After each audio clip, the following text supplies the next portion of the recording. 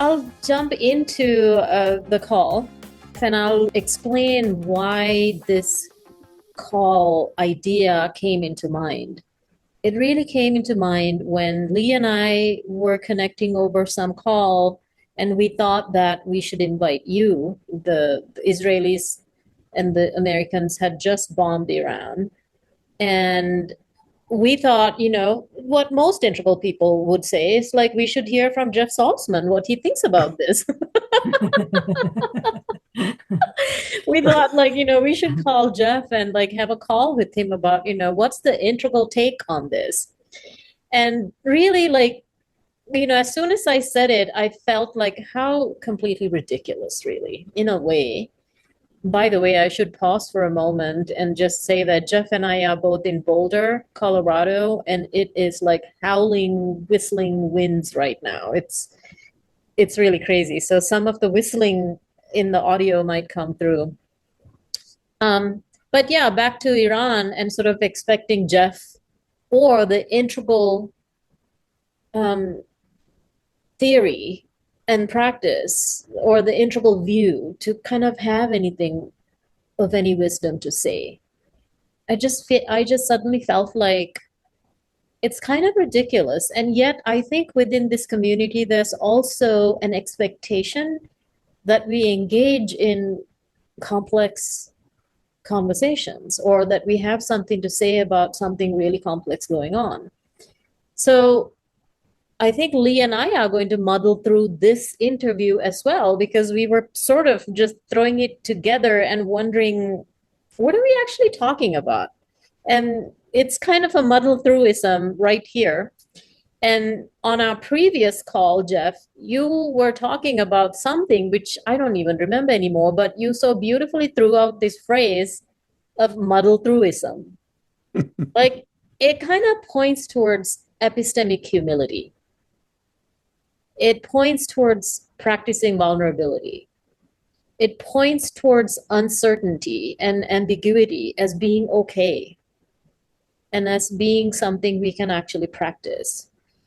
It points towards some humility around not knowing, which I think those of us in this integral world, we tend to make the mistake of just because we have a map that makes sense, we don't. Like we don't always know what to say.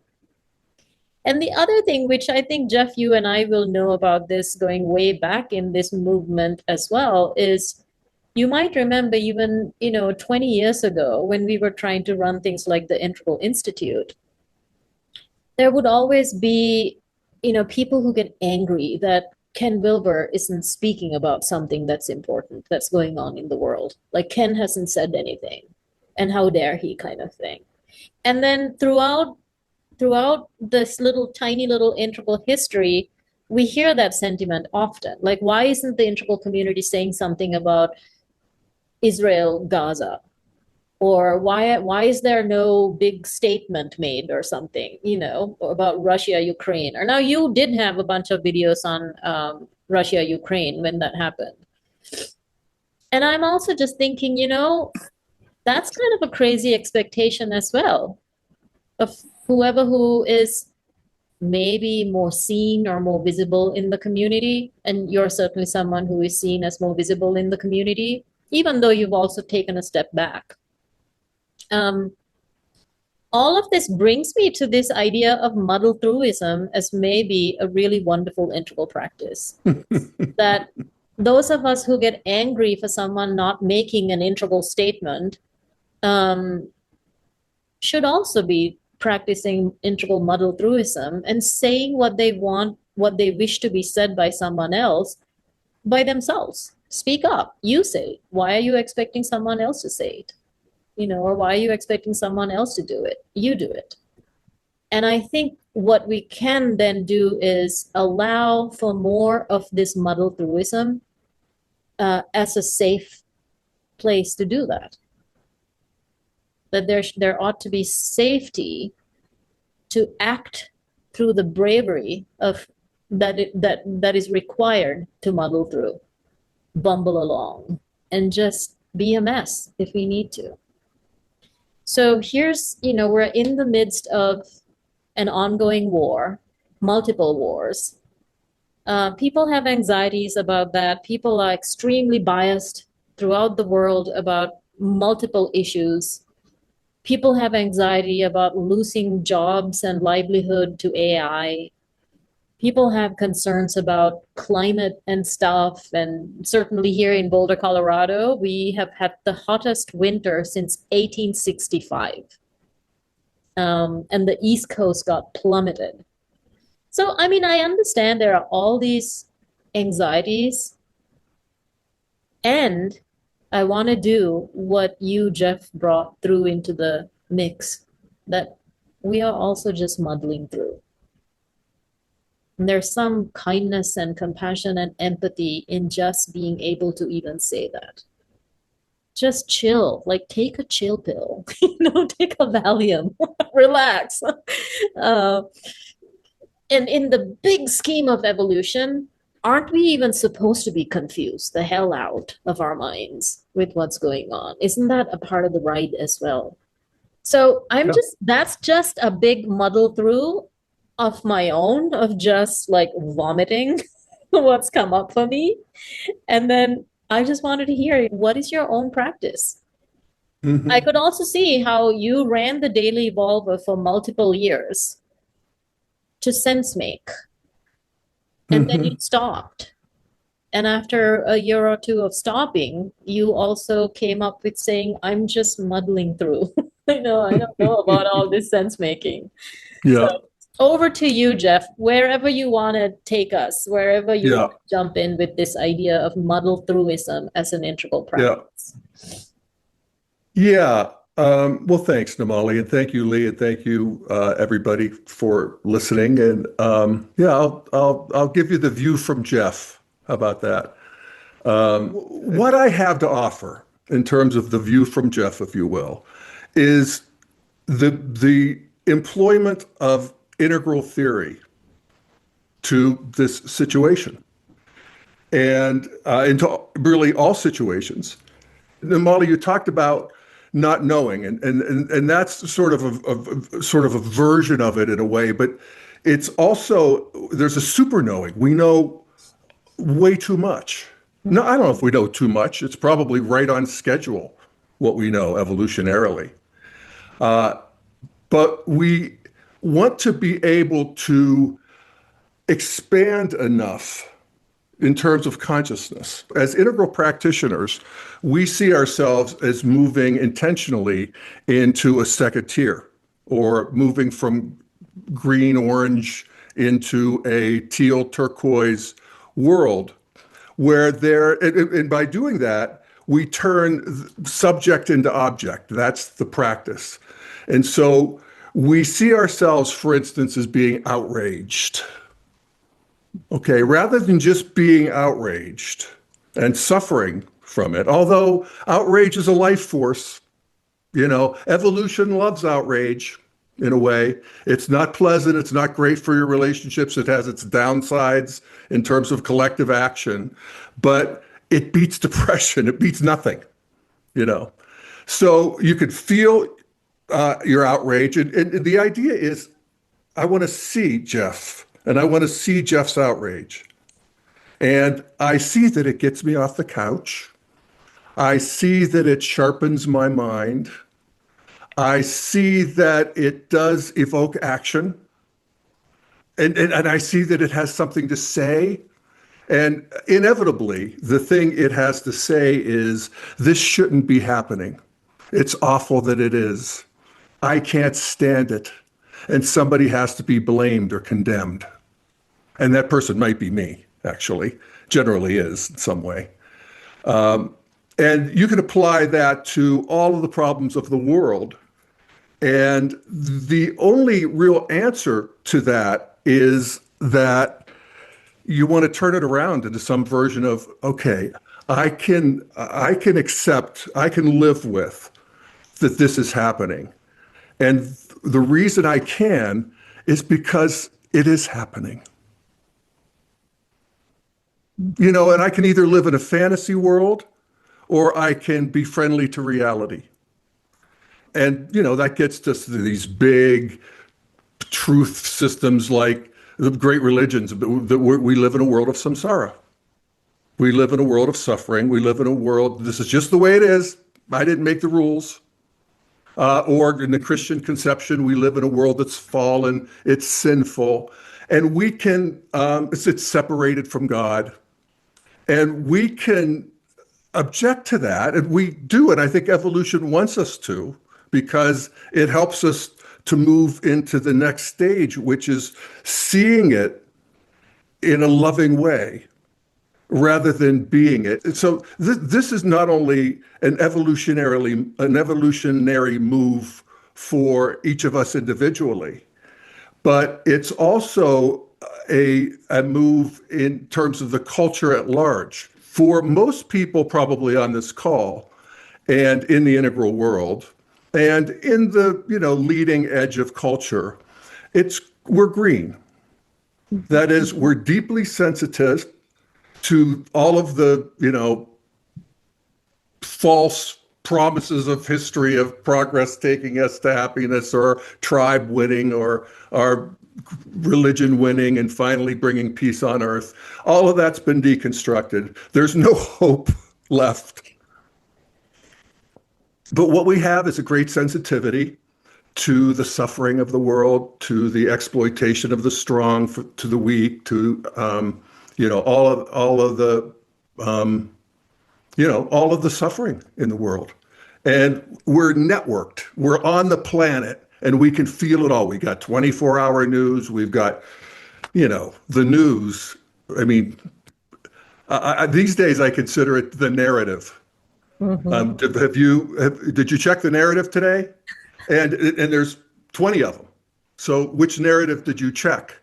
And so we have all of that, and we want to become cosmocentric. We want to move out of that so that we can see the heartbreak that comes from seeing. It's like being the adult on a playground, and you're in charge of all the kids, but they all have guns. And who gave them guns? And what do I do?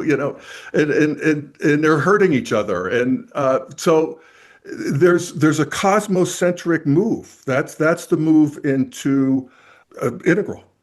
And I always think of good old Walt Whitman. I inhale great draughts of space. The north and the south are mine. The east and the west are mine. All is beautiful. I forget how he says it, but I can't handle how beautiful it is. That's actually what arises, I think. I'm not no expert at this. I understand it a lot better than I can do it. Mm-hmm. But that is the move that I think is next into culture. I think it's happening to some degree. And so when it comes to something like Iran, talk about muddling through. I often say, I believe the last person I talked to. I do, in a certain way, as a practice. I want, if somebody's writing this, or I'm listening to the person in Iran, or I'm listening to the Council on Foreign Relations, or I'm listening to Trump, or I'm listening to Trump's difficult. There's a whole, I'll get to him in a minute.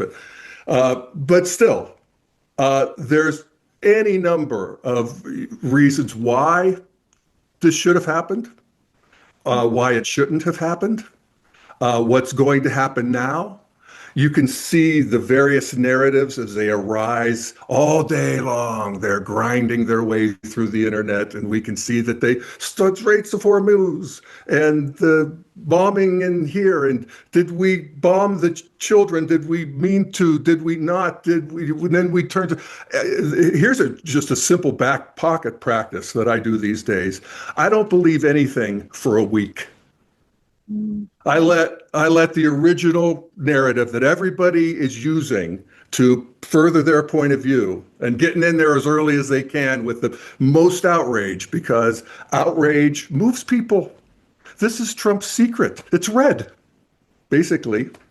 Anger and outrage and condemnation and all of that is, from an integral perspective, it's the use of power and fear and in Trump's case, chaos. He sees chaos as a creative force. And it is, can be, it's a destructive force, but it's also a creative force. So he's blowing our minds. You know, I listen to some of these experts and it's like, you're old school. You know, you have an idea of how things are. You know, and Trump knows something else. You know there was an exposed underbelly of the modern and postmodern world. We thought we had gotten away from all of the passions and the chaos nonsense, misinformation. It's pre-truth. It's not post-truth. It's pre-truth. It's like for all of history before modernity, leaders just spun shit and got people to believe it, or, it was true enough. And I'm watching the American Revolution at Ken Burns.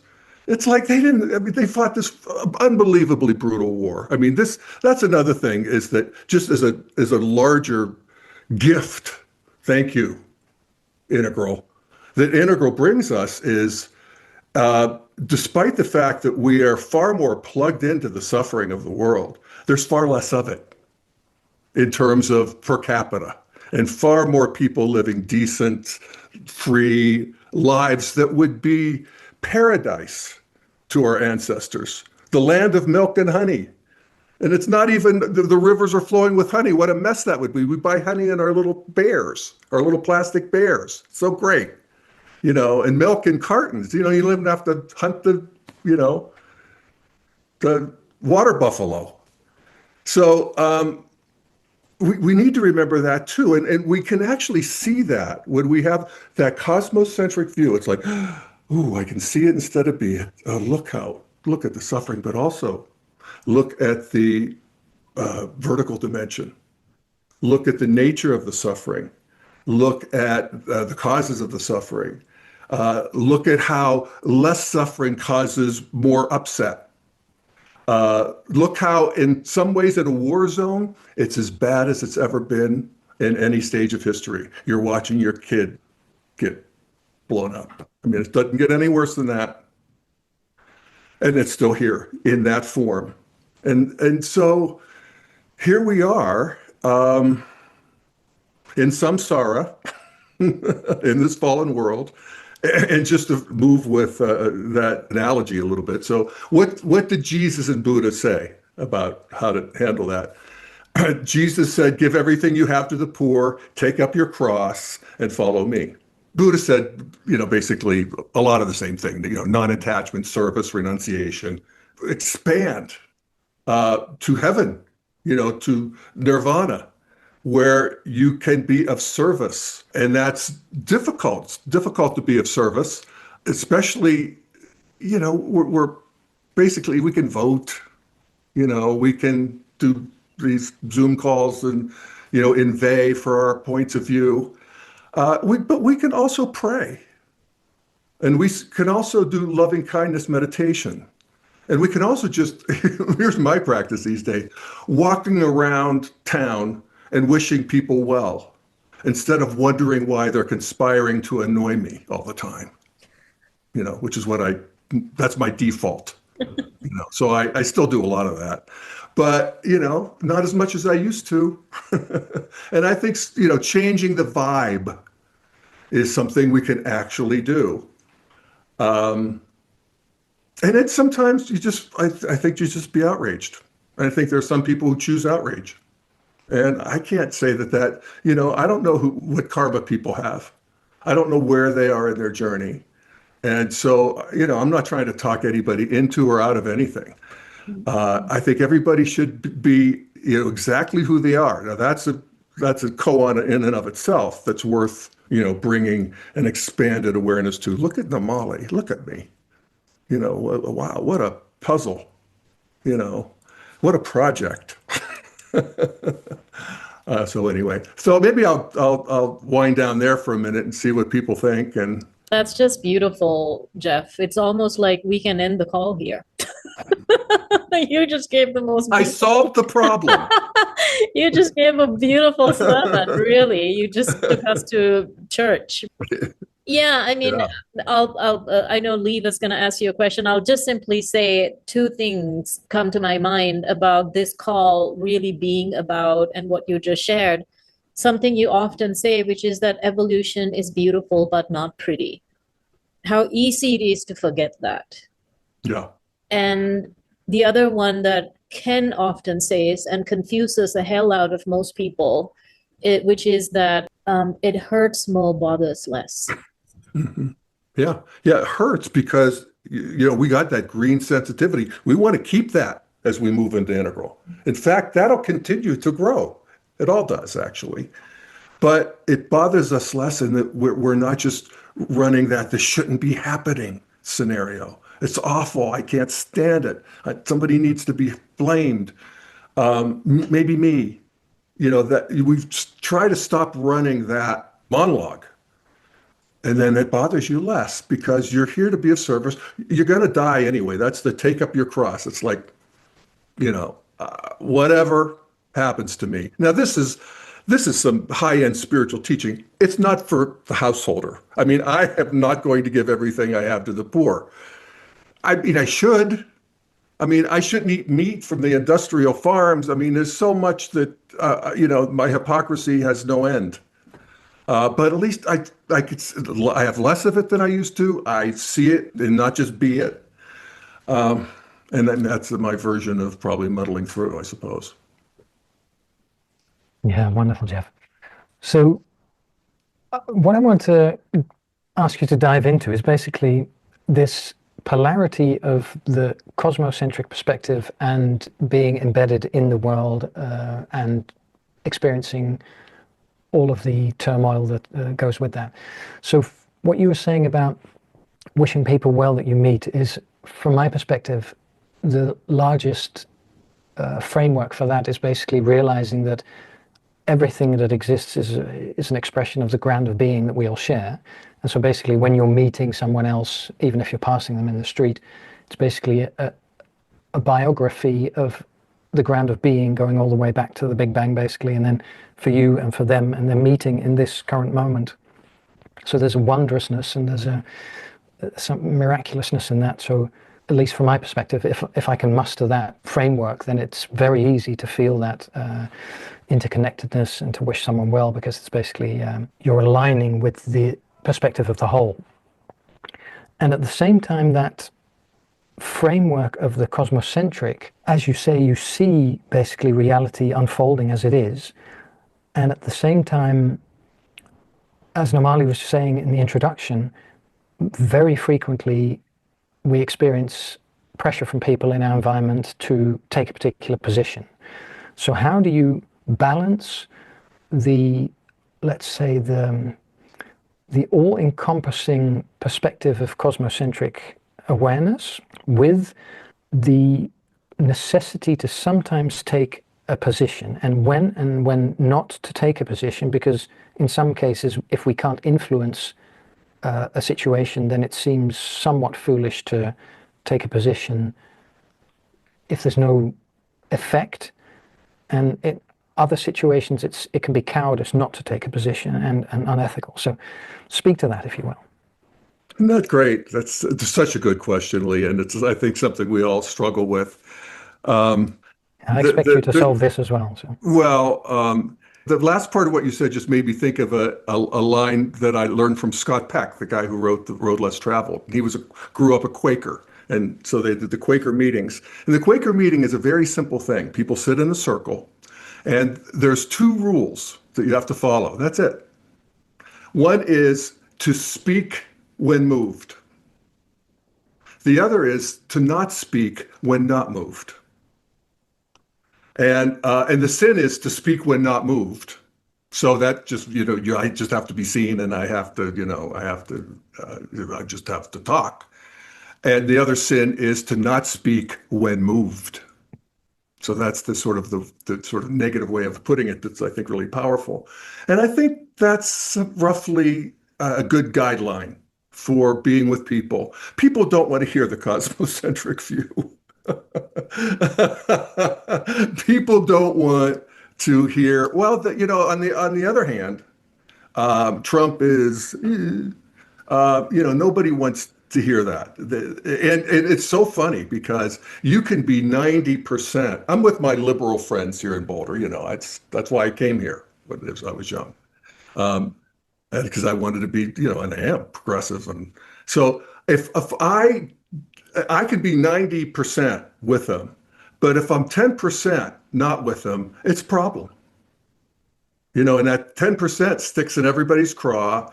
And I was with friends the other night where the one friend I was with was shaking and he said, I'm shaking because I had been with another friend earlier in the day who was for the war in Iran. And I was trying to explain why he thought that. And, and I had with that group refused to talk about, it's not like I refused it, I just sort of change the subject or, agree as much as I can without feeling like, sinning, and not saying something that I need to say. I can't say I figured it out, but we're at war, people. We're in the fourth turning. It's a culture war. It's mostly a nonviolent war in terms of, I'm talking about the culture and Western culture in general. But when we talk about polarity is very fruitful from an evolutionary point of view. It populates the entire field. So if you think of the culture as like a football field or a soccer field or whatever, you want to have the people all along the spectrum. They want to be visible. Evolution wants that. It can't just be the center left mainstream news and so forth. Everybody's got a voice. And so we see the polarities. We see how we don't agree, and it's very frightening and threatening to be with somebody who doesn't agree with your worldview. It's destabilizing, and you want them to stop that because they're really upsetting you. But that differentiation has to be done so that we can see it all and look how much we know now versus what we knew 20 years ago, 30 years ago. Oh my God. So once we have it all on the field, then there could be an integration. And the integration generally happens if you use the fourth turning kind of formulation, there's a war. But this is another thing that we can, take some faith in, is that wars, when you're modernity and forward, modernity and post-modernity, are generally nonviolent. I mean, the character assassination, yes, but not actual assassination. There's some, we still got it around the edges, but nothing like we've had in history. So I think that we are at a fourth turning. And it is the war's going on. So, every time we go into a group of friends or we're online or whatever, you're entering the arena. You're entering the battlefield. You could choose not to. This is one of the great things of our age, is that for the first time in history, we can actually opt out and just, do our garden and read fiction and whatever we want to do. It's not like the enemies camped on the other side of the Flatirons, which for most of human history, they were. You had to pay attention, or the gang was coming, or the king was sending the horsemen, or whatever. Now you can opt out. That's a tremendous luxury. So, this is one of the things that happens from this integral consciousness, where you can see yourself instead of just playing yourself out, is you have choice. Do I want to? Do I not want to? Is this the group to do it in? Is this, And boy, it's, you got to get up in the morning, put your boots on and get out there and do it. But it's not for the faint of heart. What do you think, Lee? I mean, how do you do it? You're Well, no, this is wonderful. Actually, the Quaker framing is very interesting to me because on the one hand, it's very clear and it it makes things relatively simple, but at the same time, it sort of bypasses the problem of what if you're activated and from a reactive state you feel compelled to speak and you're not aware of the degree to which you're activated. So for me, I would introduce sort of a shadow awareness into the Quaker practice to be able to differentiate, let's say, authentic activation from inauthentic activation. But Yeah. I like the way you frame it, and I notice, for instance, that I'm not nearly as activated as many of the people in my network are around Donald Trump, for instance, and that's because I have a not knowing around him. I don't know what he is, what his function is, and precisely what motivates him, etc. So I notice that I have sort of a lack of emotionality towards him, and it's very interesting because it's in stark contrast to many other people's perspectives. So I can very often feel peer pressure to sort of adopt a perspective that is more polarized, but I just can't feel it. It's not authentic to me. Yeah. I get it. Yeah. But at Well, the same I time, like what you said about, being moved, really. It's like that the shadow, and in real time here, I'm thinking about what you're saying. And I remember that in Peck's book, he talked about moved with a capital M. So that's a clue that you want to be, the word move is doing a lot of work here, So you want to be moved by love, moved by God in the Quaker formulation. I mean, it's God, you want to be given voice to God. And if you're really moved and God wants to speak, you got to do it. And if you don't, it's a sin. So I think that helps. And that came to me as you spoke. So appreciate that. Yeah. yeah, and I mean, what I notice if I sort of get specific around, for instance, Trump, then I notice that I have very clear opinions around particular types of behavior, but then they're not generalizable. So Yeah. I condemn certain behaviors, but I'm very reluctant to condemn the person as a whole.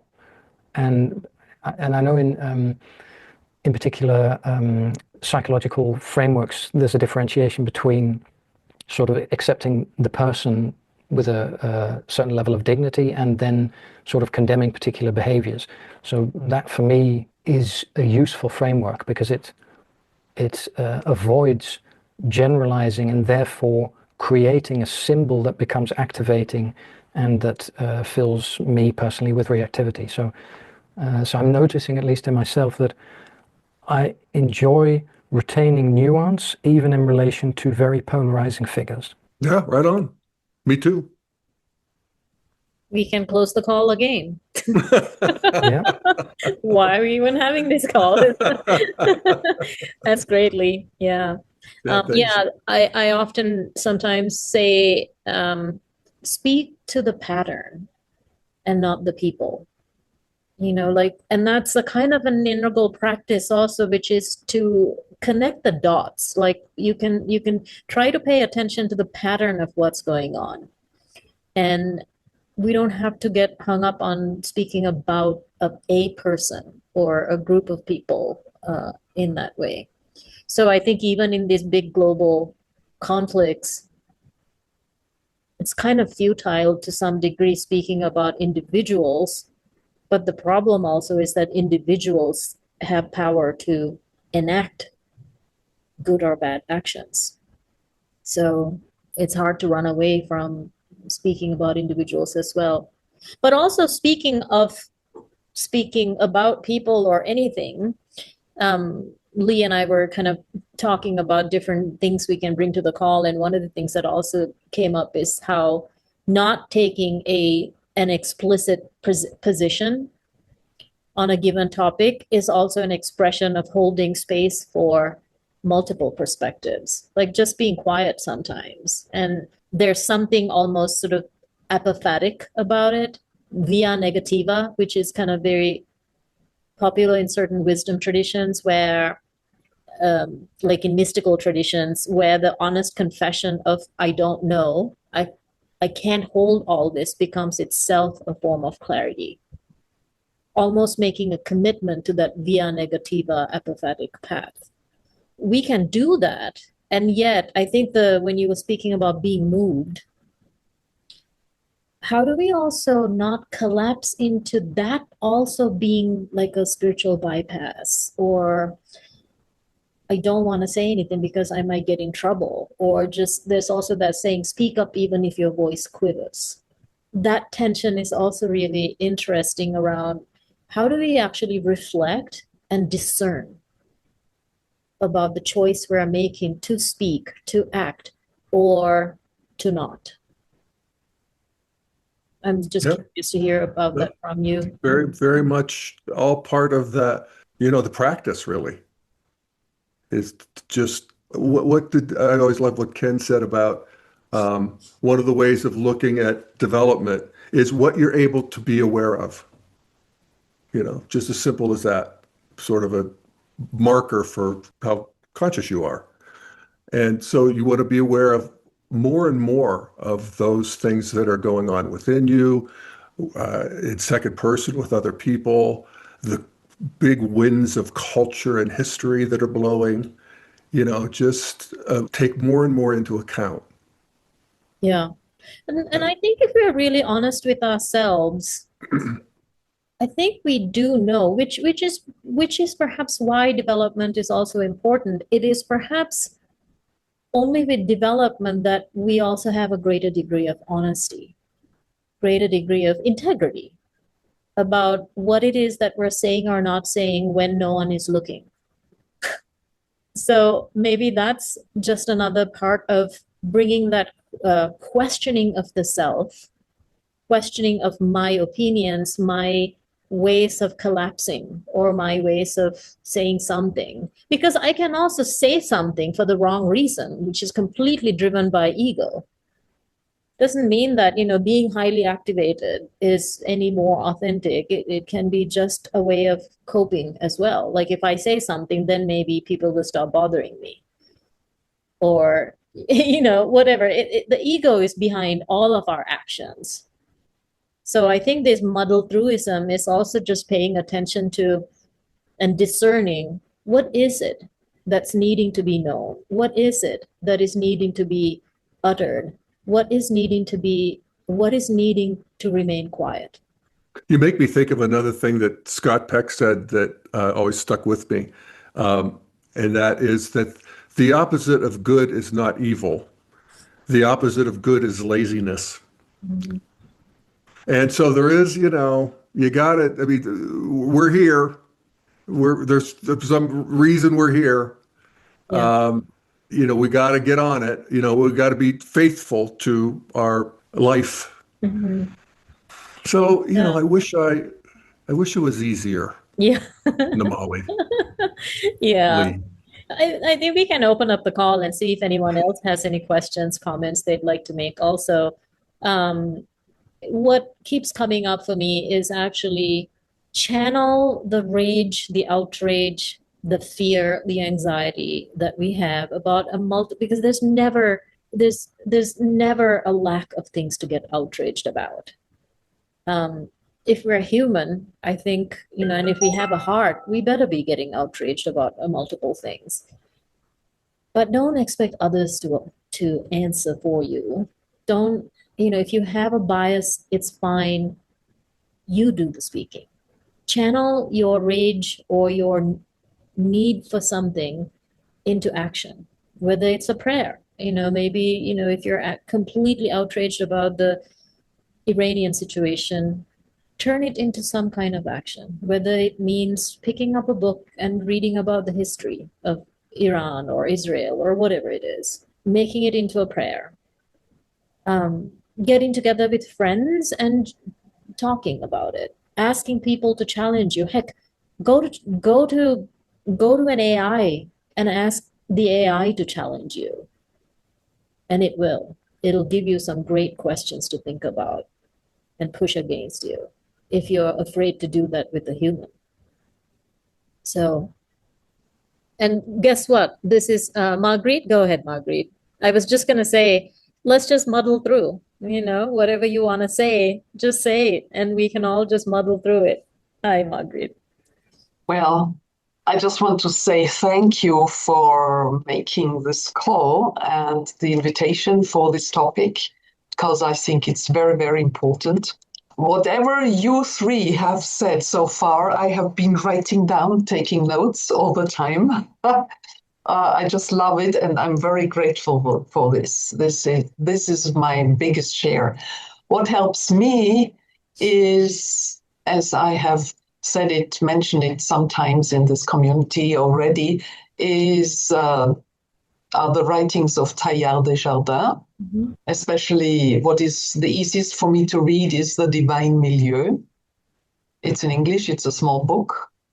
And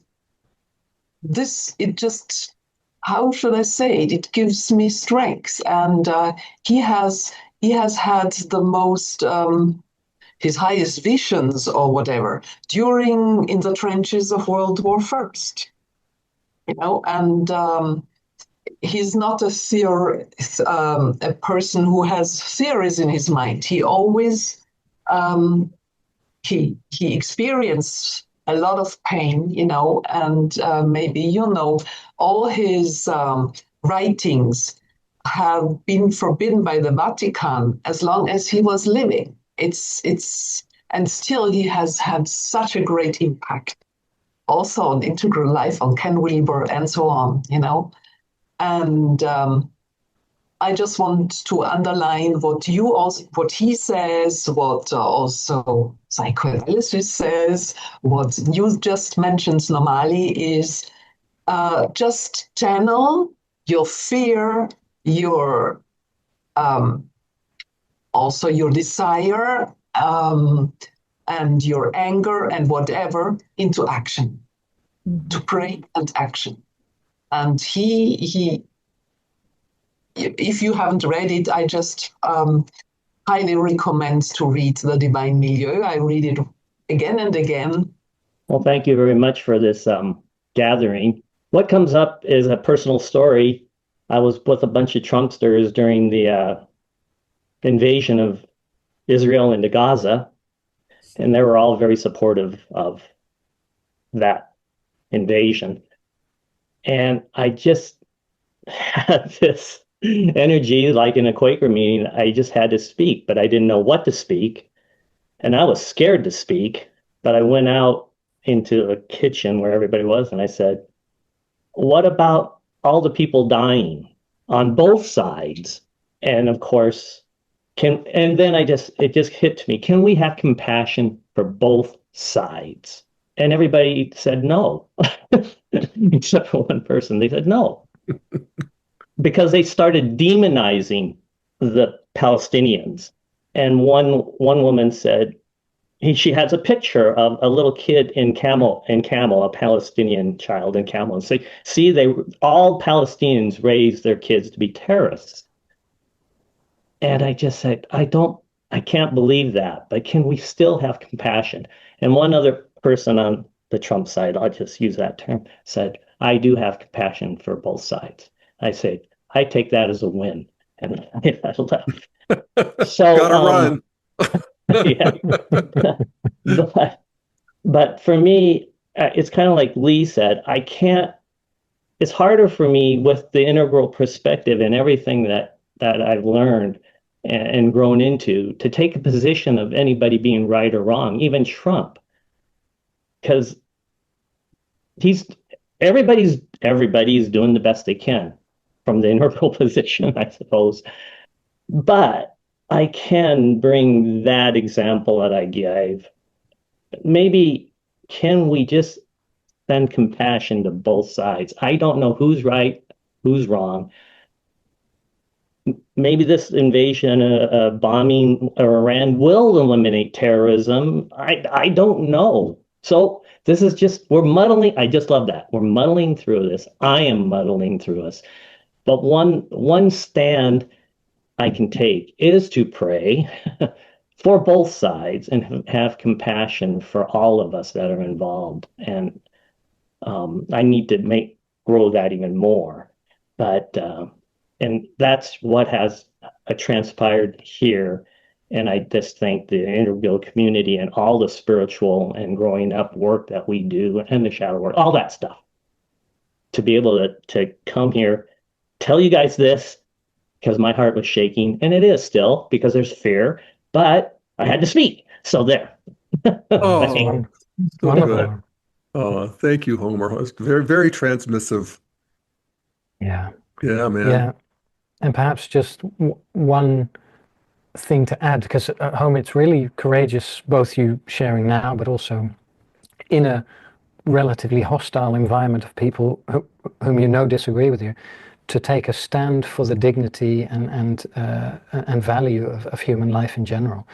So that's very courageous. So, and I think to hold a larger position is not to condone any type of despicable behavior. It's just to say, to invite others to also take that perspective. And the more people are able to take a larger perspective, the higher the chances are that that decisions are made from a more inclusive perspective, and therefore that peace becomes more likely the greater people's awareness becomes. So thanks, Sam. And it Yep. also reminds me of, what we're talking about, these sort of, heavy polarizations and, global struggle going on. That practice of, even Jeff, the last call that we had with you, which is where this idea of Muddle-Through-ism that you just kind of threw it out there, and I've held on to it somehow, it's like, how often do I find myself just utterly confused and just bumbling along, which is sort of the thing that I often say. But this idea of practice, making Muddle-Through-ism a kind of an integral practice, it does require a certain level of being able to hold multiple perspectives and also maybe value one or two perspectives at a given time, depending on the context. We can do that as well, and have our preferences, have our biases. When we do have a bias, which is okay to have, it's a part of discernment, but I think that's where maybe the practice of steel manning and titanium manning, as Ryan Nakati would also say, is also a great practice. So for any one of us here who might have a strong bias, is to hold the nuance of all the multiple perspectives. And when it comes to Iran, we really have to take into account how complex it is, because like the progressives, well, both sides there's a lot of anti-war sentiment, and there should be. And at the same time, there are lots of Iranians who are happy about this happening. There's a lot of Iranians who may not like the fact that the building next door got bombed off, and there's a lot of fear and a lot of joy and celebration as well, that perhaps this regime that they hate could crumble once and for all. Don't know if it will, nobody knows. But so there's so much complexity, and whenever there is a bias, a practice ought to be that for the next whole week, like when you said, maybe I'm going to just remain quiet for the next week and not believe anything for the next week. The narrative that is, the 20 different narratives that we might encounter. Another practice is that perhaps for the next week, I'm going to steelman the other side. Yes, I have a bias towards one side, but maybe how about a practice is that for the whole of next week, I'm going to become one of the others and see how this feels in my body then. And see what emotions come up for me, see what action I'm led to. So I think that's also another practice. Lee and I are often always wondering about practice, practical integral. Yeah. So, yeah. Yeah. Yeah, I think one of the things you can do, it's like for me, I can't hold on to any one perspective. First of all, it's too boring. But there's something, I don't know whether it might be Namali, my sixth wing. Isn't there a counter? Yeah. I just can't go with it. I have to resist. And so there might be just the personality flaw, but Or a gift. or gift, yeah. No, I consider it a gift, and I'm grateful for it. But I have to hear another perspective. I have to hear that one. Who's counter to that perspective that I just listened to and believed, and took in, Yeah. and for the most part, assume that everybody's operating from good faith, in a way. Trump's again difficult, and red is difficult because they're always on a con in a certain way, and they're always trying to blow your mind. And it's like, the bad kid in the family who's just gets a lot of extra because he gets a lot of attention and he's unpleasant, Yeah. and And and he's there's the a one who gets resistance. scapegoated as well. Yes, absolutely. And yeah, So it'll be interesting to even wonder, how are we scapegoating Trump sometimes? yeah. The Oh, whole yeah. world. Yeah. Yeah. That's right. Yeah. No, and then, in terms of steel manning, for those of you who don't maybe know the term, it's taking your opponent's side and arguing it. And from an that's a great integral practice. You want to be able to argue your opponent's point of view as well as they do. Or And even even better. or better. Yeah. And feel into it. Yeah, and you can only do that when you've inhaled adequate amount of space. Otherwise, it's just, you literally can't do it. I mean, I talk to my friends who are very smart people. You can see them on the news, on the narrative. They're smarter than shit. They know they've been around the block, but they literally can't breathe in another perspective. Just can't do it. There's very few who can, you know. So I wonder, is it really true that we're that much smarter than everybody else? Well, I don't think so. Well, you are, Jeff. You are. I mean, really? Could it be that? I think what I will sort of, again, taking the perspective of the one who can't take another perspective. Yeah. Like maybe I'll steel man for them, which Yeah. is steel manning for them is that maybe developmentally or in whatever state they're in. And I don't mean in the moment, even a state can be 20 years long. For them, having that clarity of their view or that perspective and holding on to it like dear life is valuable, is important for their sense of self-worth, for their own sense of identity, their own sense of safety. So we can try not to get frustrated with that as well. Okay, so they're holding on to that view because actually their life might depend on that. Yeah. And they're very wonderful at many other things. They're a wonderful mother and friend. I've been thrown overboard by a couple friends who just really insisted that I think the way they did about things. And not many, but a couple. And I don't have a lot of animosity about that. Again, I don't know their karma. I don't know what they're doing here this lifetime. And I love them anyway. I mean, I got mad, and, I did all kinds of dark imaginings in my head, please, but my intention is to love them. Let me put it that way. And mostly I can do it in ways that would have astonished me as a younger man. I would Yeah. have thought, so yeah, it works. It's also like relating to a child. Like when a child, you're Yes. supposed to attune to the child Yes. to create healthy attachment, and you don't attune to a child when they're crying by saying stop crying. It's you connect to the crying energy, even Yeah. if it's like, I don't relate to your broken toy, that's not breaking my heart, but I can join with you in your Yeah. tantrum and in your Yeah. and just be there with you. So Yeah. Lee, I think you were going to say something. Yeah, I was going to come back to the framing of cosmocentrism, basically, and because from my perspective, once you have an experience of unity awareness that everything is basically arising from the same ground, then it's very difficult to sort of localize yourself within one perspective and hold on to that, realizing that every other human being and every other living being is a manifestation of the same source. So they're all connected to this deeper structure that we all emerge from. So there's the likelihood that our perspective would be the only right one is fairly slim. So Jeff, if you're saying intelligence, I'm not sure whether it's intelligence or whether it's the ability to self-transcend. That to me, that seems more likely. Or even Yeah, no, just I make the think that's true. self-object. Yeah, yeah, right. Hi, Cheryl. Hi, I'm just getting a message here to unmute. Can you hear me? We Yes, hear you. we can hear. Yeah. Um, it's a smaller comment on this.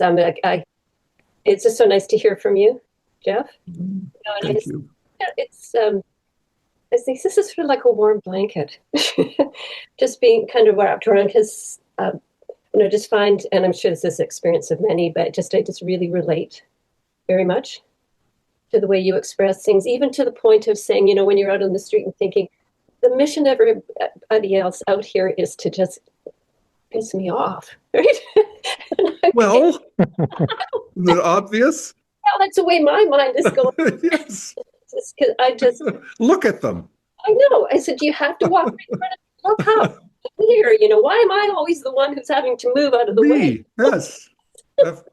No. And then I'm thinking, oh my God, Cheryl, listen to yourself. But yeah, I do have an ability now, like it's the default. It's just like, Jesus Christ, But there's another part that just comes in and goes, look at you. Like, this is pretty funny. Yes.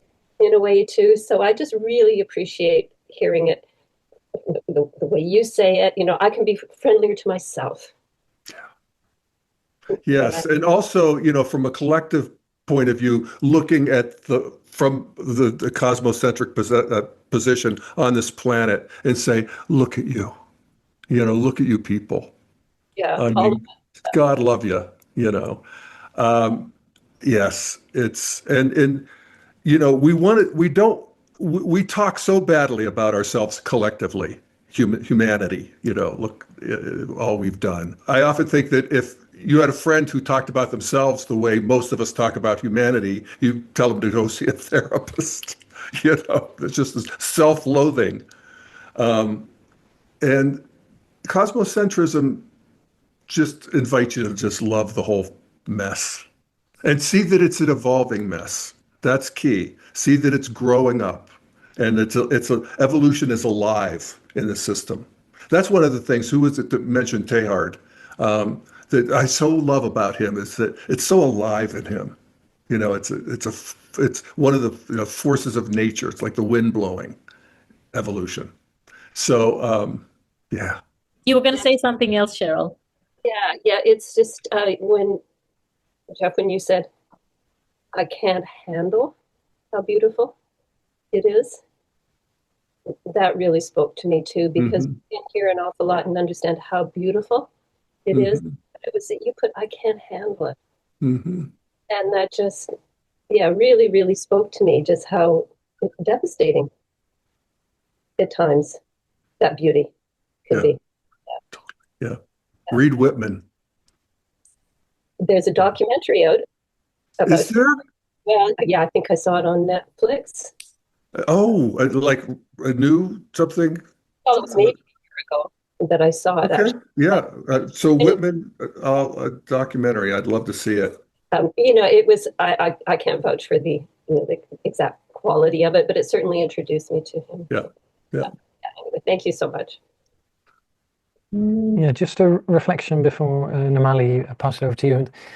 John Vervaeke, in the Awakening from the Meaning Crisis series that he created, these 50 episodes of basically why humanity is experiencing a meaning crisis at the moment, he hints at a certain point at the fact that it is very unnatural, really, for animals to be among so many different animals that they don't know. So when we're walking on the street, for instance, and we're surrounded by people we don't know, neurobiologically, that's actually very, it's very uncertain. So it's quite daunting that you're not among your kin that you know and that you trust, etc. So being, for instance, in large cities as human beings is at a certain subconscious level is quite destabilizing.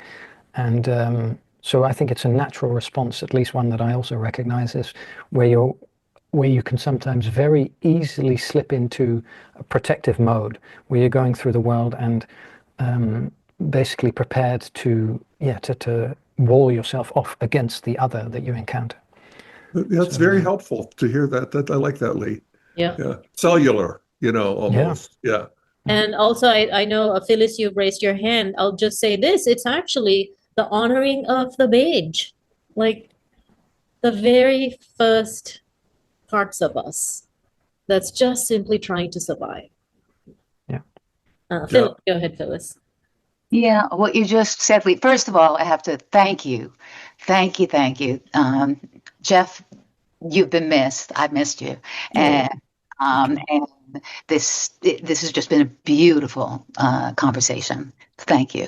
I was just driving for about 3 hours, and this is in response to what you just said, Lee, because sometimes when I drive, I think that there's like a bit of a miracle in it because, there are a lot of car accidents and there's a lot of road rage, but somehow there's this agreement of the way, you're talking about the way that people who don't know each other are around you, and that could be jarring. There's also a way when you drive that there's a certain invisible connection and cooperation, and that always kind of amazes me. And I know it can go wrong, I know it could go wrong, but I always find that really hopeful. Yeah. And so just when you said that, Lee, I just wanted to kind of just say that as well. Thank you so much. Yeah. Thank you, Phyllis. I do that too. I drive around and I think it's miraculous. Look at everybody. Yes, it can go wrong, but it's astonishing how little it goes wrong. Yeah. Yeah. And the whole system, actually, of, everything that delivers it's an astonishing system of civilization that we have created. And we got to, take note of that as well. Beautiful. Yeah, so perhaps we could say subconsciously we can feel as an individual among other, let's say, unknown individuals, but at an even deeper level, of course, there's an unconscious intuition of the connectedness of all things. So we're wired into those both at the same time, I would say. Yeah. So thanks, Phyllis. There's another beautiful reminder that a beautiful thing that I often remind myself with is just paying attention to the air. And remembering and reminding myself, it's not, you don't see it. It's just there, and there are absolutely no boundaries. This air that I'm breathing right now is the exact same air that somebody is breathing in Israel or Ukraine or wherever, or some little village in Africa and in Sri Lanka. And there's something that's really beautiful for me when I think about I'm breathing. It's maybe also how I do like Tonglen practice. It's the same air. All of us, the criminals and the angels, and everybody's breathing the same air. And there's something that, like the ground of being, the cosmos, everything kind of, we're not separate. So let's maybe bring the call to a close, and I'll just ask this one last question, Jeff. I felt moved throughout this call, and sometimes even a little bit teary at times. I think it's because whenever there is truth being spoken of and spoken to, there's just such a sort of an allowance of, or let's just say, just kind of muddling through our humanity, just muddling through this beautiful and flawed, crazy humanity that we're all a part of. And there is suffering. We're not denying that.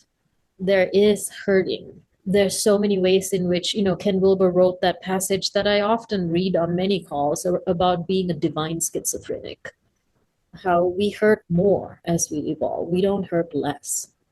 So I think my question is, Jeff, what gives you genuine hope right now? And, and speaking about what gives us hope is not denying the suffering.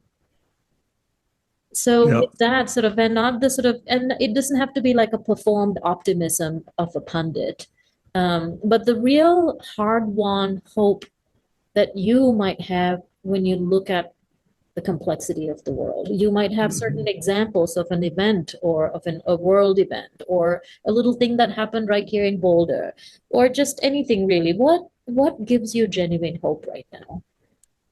Well, I saw a headline yesterday that what's the new generation, Gen Gen A? Z or yeah, whatever. Yeah. The youngest cohort, Alpha, I think. Alpha. yeah, is tiring of tech. Uh-huh. And they had a bunch of, so you see things like steel manning as a concept. There are arisings of integral, just people are bored with right fighting, bored with ideology, bored with one ideology. You can see it. I mean, this mess of social media is very fruitful in that you can't, take your perspective out and expect everybody to agree with it. You're going to get blowback, and that's fruitful and helpful. And so all of that, I see that arising all over the place. I'm hopeful about that. And the word, optimism, hope, the word I prefer these days is I'm faithful. Mhm. I'm faithful. I just trust the system. I mean, I don't know what it has in store for me this afternoon, much less next year. The system is going on in the geopolitics. It's never been pretty, but here we are. Here we are talking about it. Here we are self-reflecting. Here we are reflecting on the cosmos, seeing that the cosmos itself is alive and growing. I'll go with that. Yeah. As I travel the open road. Yeah. Yeah. Me too. You might remember a very, very, very long time ago, maybe 25 years ago or something, when we were sitting in your backyard with this Ross Hostetter and Jason Lang, and we were talking, and you were all talking about God, and you turned to me and you asked, like, what do you have faith in? Because I grew up Buddhist and didn't have a God in my narrative. And I said, well, I have faith in emergence itself. That has rung in my ears for decades, Namali. Faith in emergence itself. Yes. Yeah. Well, Jeff, thank you so much. Lee, was there anything you wanted to Thank say? you. No, Jeff, thanks so much. And everyone, thanks for coming together and sharing. Yeah. Yeah. Thanks so much. Take care. Love you. Bye, everybody. Let's do this Thank you, again. Prashana. I see you there. Bye. So much. See you. See everybody.